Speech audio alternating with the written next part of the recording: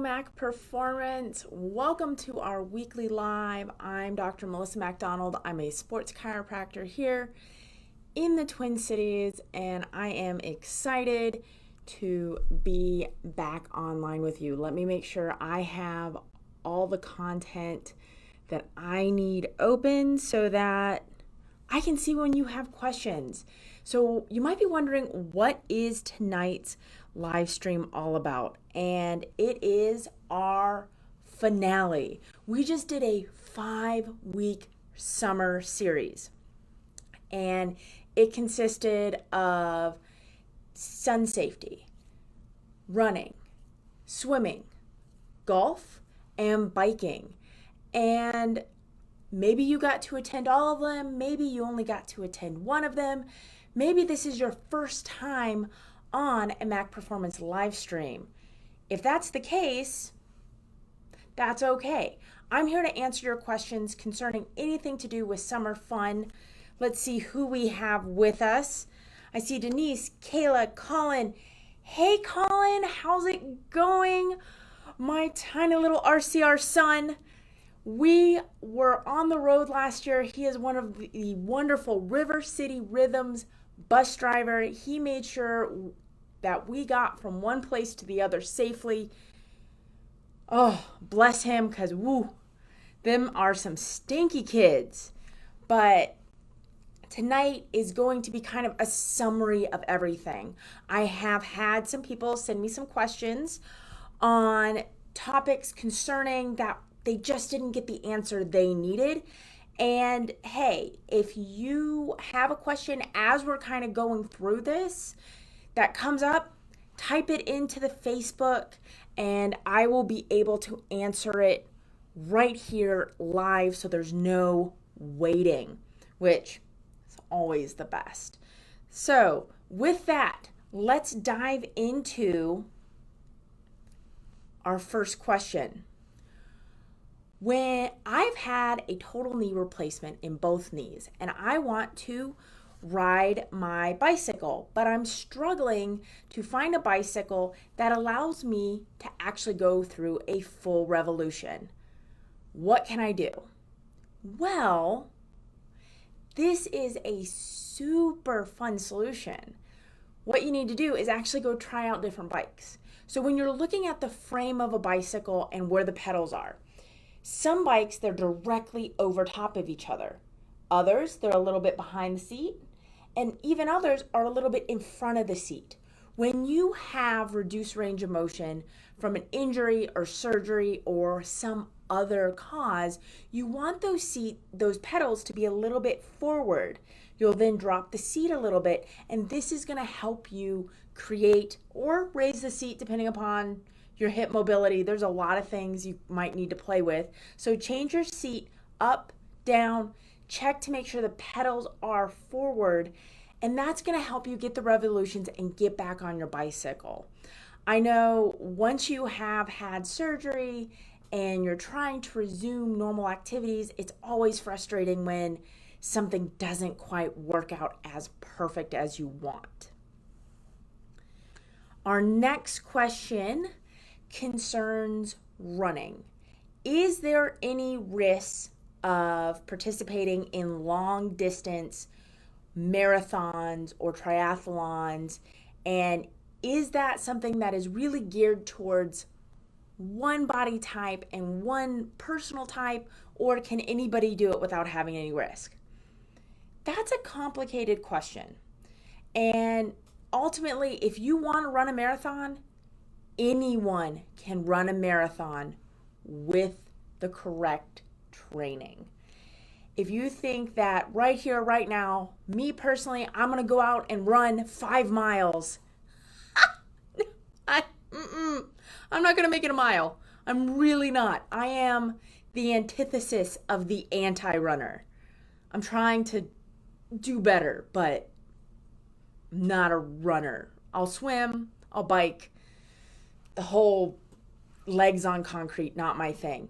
If I pushed myself, if I trained properly, if I loaded properly, meaning when you start running, you have to start tracking your mileage and scaling appropriately. You only want to increase less than 10% from the time before.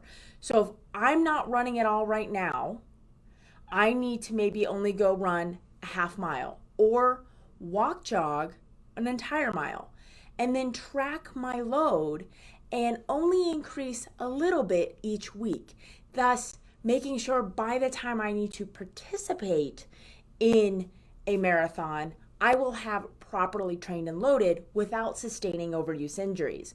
When you try to go too fast, too quickly, that's when you get those significant injuries, Achilles tendinopathies or tendonitis, basically meaning the tendon at the back of your ankle that attaches your calf to your heel hurts so bad.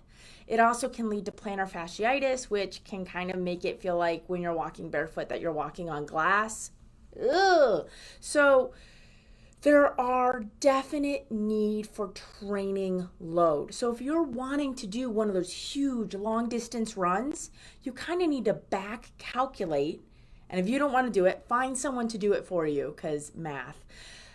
Back calculate when you need to start training, and potentially when you want to run that might not be doable that year, but it is definitely something to go forward and push yourself to do.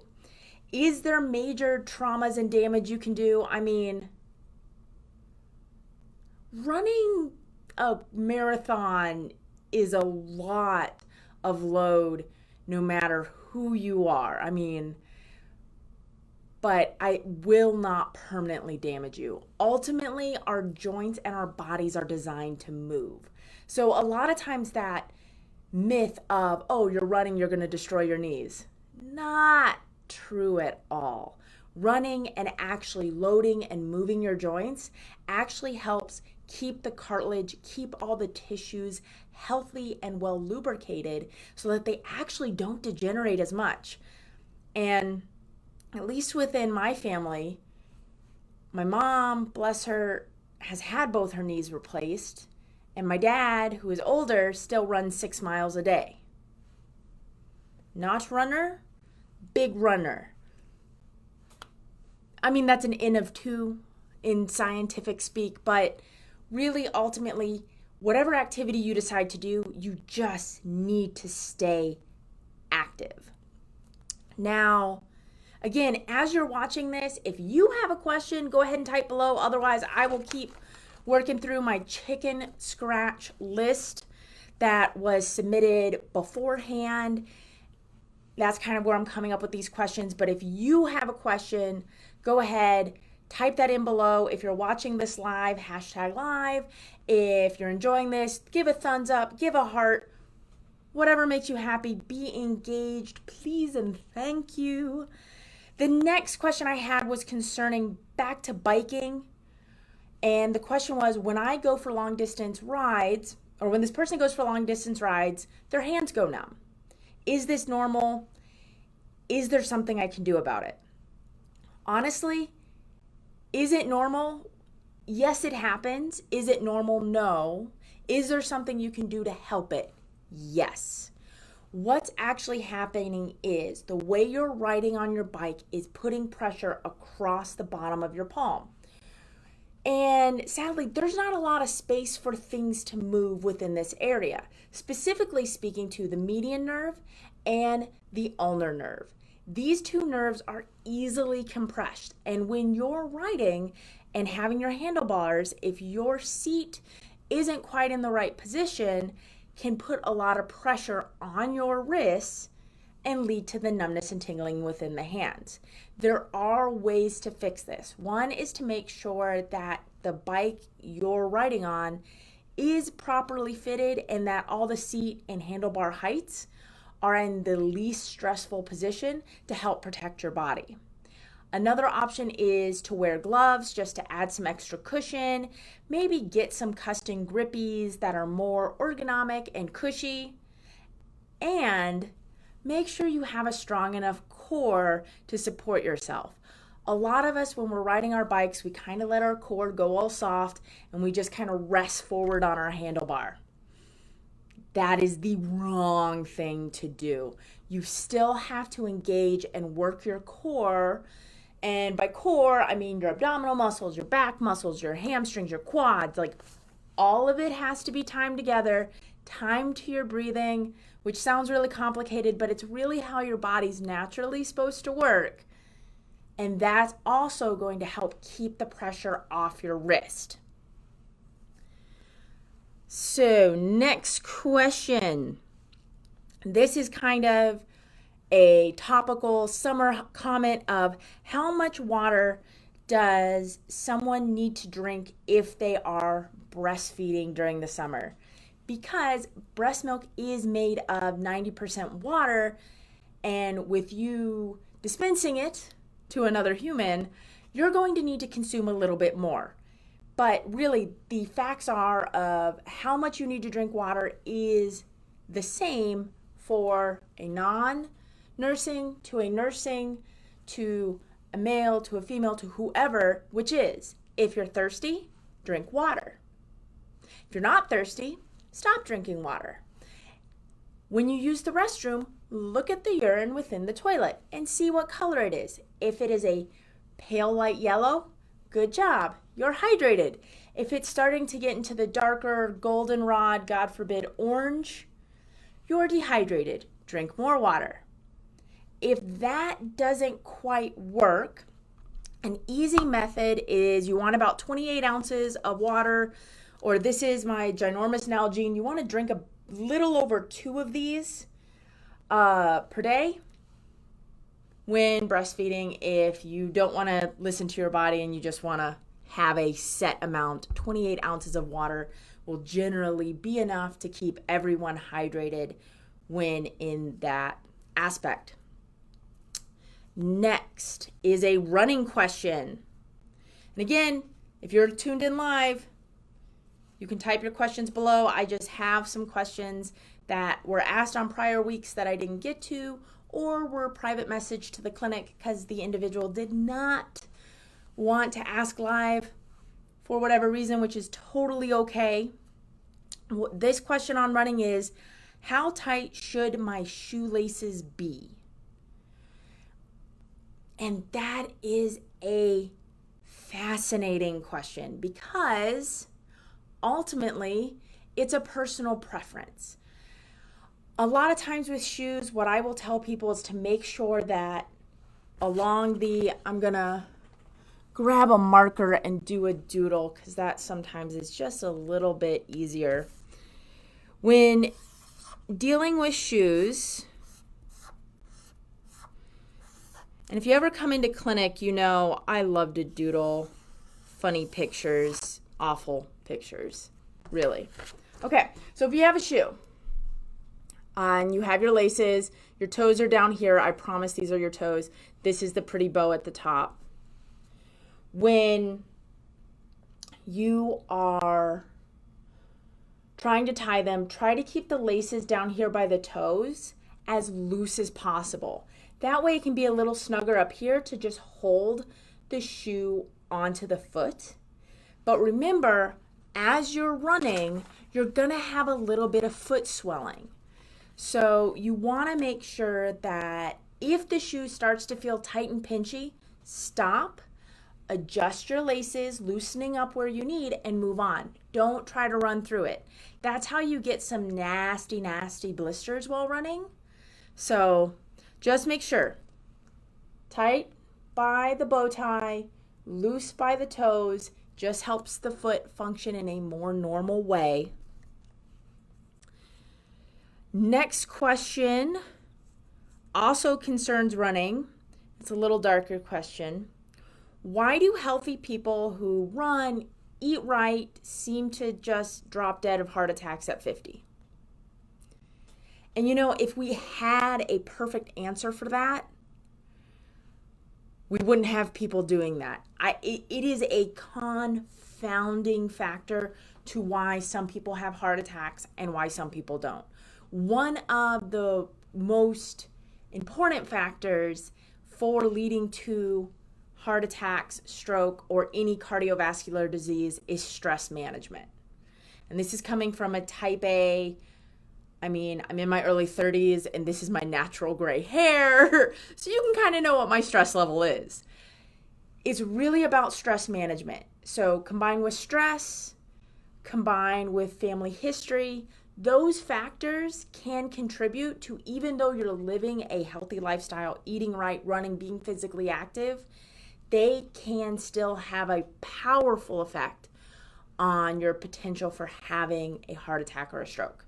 So those high power executives that are just go, go, go, go, go in all aspects of their life, that's not always the best for long-term longevity.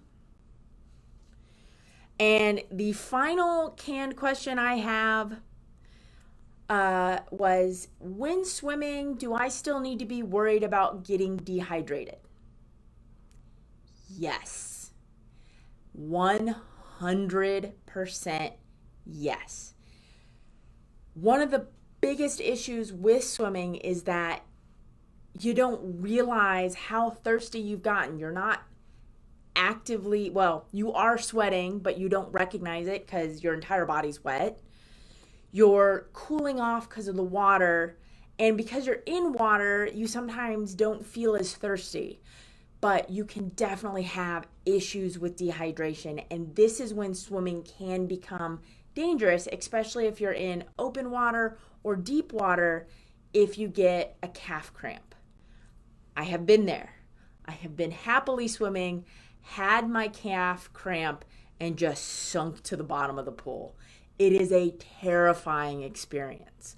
I was able to rescue myself because I was able to calm down, but oh my gosh, it hurt. And that's when I realized, okay, I need to be more aware of my water consumption so that when I get to the side and I'm on a break between intervals, take a couple sips of water. Just continuously drink throughout your workout and your activity of swimming will help mitigate that risk of having a dehydration and having cramps while in the pool, because it's so scary.